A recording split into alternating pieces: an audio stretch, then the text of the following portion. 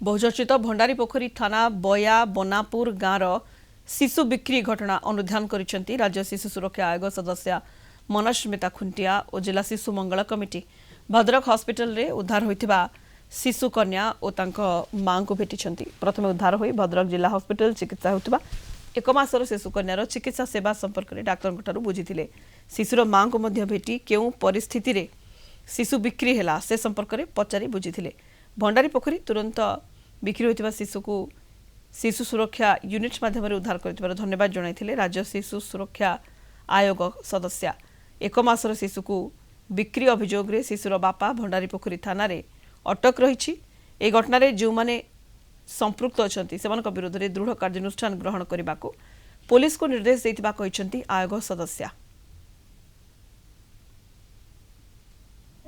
एमिति अपराधिक मामला रे राज्य सरकार माननीय मुख्यमंत्री गोटे कथा जीरो टॉलरेंस शून्य सहनशीलता अपराधी को दृढ़ दृढ़ कठोर कठोर कार्यानुष्ठान ग्रहण करा जो माने भी अपराध रे जड़ित अच्छा समस्त को कठोर कार्यानुष्ठान ग्रहण करा एफआईआर रुजु करा ये घटना रे juvenile justice care and protection of children